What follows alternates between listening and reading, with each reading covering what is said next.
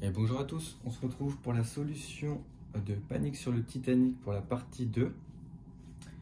On va commencer tout de suite avec ce que nous donne le capitaine. Donc on a une note télégraphique d'urgence où il va falloir retrouver 3 lignes.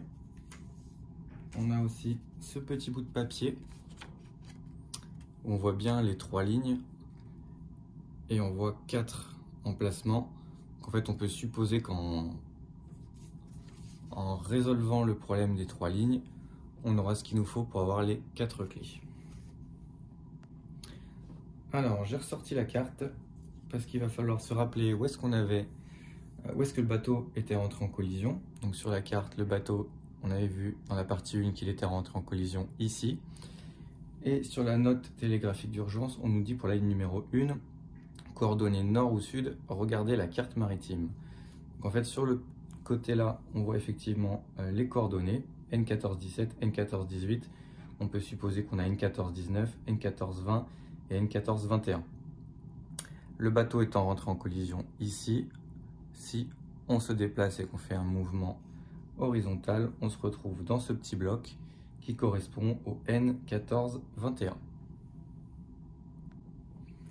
Donc ensuite, à l'aide du code Morse numérique de la boîte et de la note télégraphique, on a un petit exemple d'ailleurs sur le côté, on va devoir compléter, on va pouvoir compléter la première ligne du haut. Donc en code Morse, on va retranscrire le N1421 et ça va vous donner ça.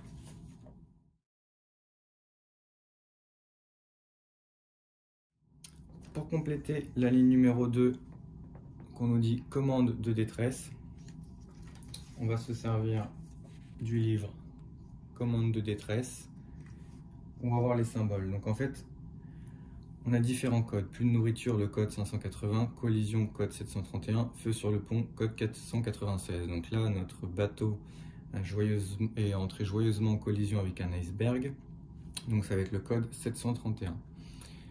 731, on a les correspondances là, le 7 à ce symbole-là, le 3 à ce symbole-là et le 1 à ce symbole-là. Le 7, donc en fait, il peut y avoir des combinaisons de symboles. On a cet exemple-là, un carré et un rond, en fait, où c'est RTY plus AY. Donc en fait, c'est un rond RTY plus un carré AY. Donc en fait, nous, notre combinaison 731, on va commencer par le 7, qui est finalement les deux points à l'intérieur, c'est le M, plus un carré AY. Donc MAY. Le 3, c'est la petite croix qui correspond à un D. Et enfin, pour finir, le 1, c'est un carré qui correspond à AI. Donc finalement, on a MAY, DAY, qui est le mot Mayday. Et donc, toujours en code Morse, nous allons remplir la ligne 2. Donc en plus de la ligne 1, donc la ligne 2 avec, on va retranscrire Mayday en Morse, et ça va donner ça.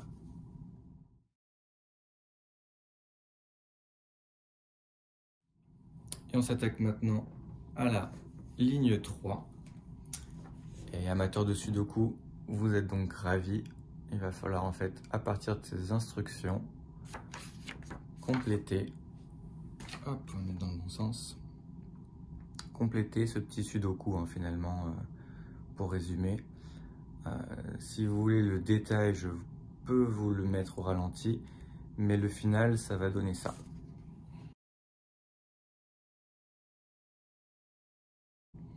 Et donc une fois le Sudoku terminé, il va falloir transposer les deux petits cercles sur votre Sudoku en alignant bien les étoiles.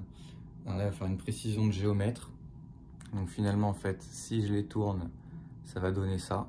Donc vous avez le Sudoku qui sera juste derrière. Donc en fait, les petites flèches pointent les coordonnées ici et ici. Donc là, on se retrouve avec un O79 92. Et donc ces coordonnées O79 92, il va falloir les retranscrire en Morse sur la troisième et dernière ligne. Et donc au final, vous aurez ça.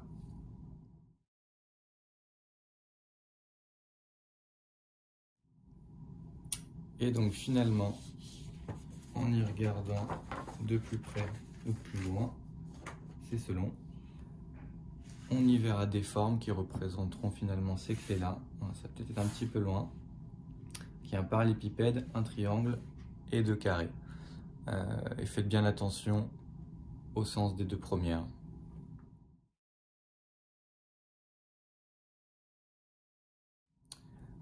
Voilà, nous arrivons au terme de cette partie 2. J'espère qu'elle vous aura plu.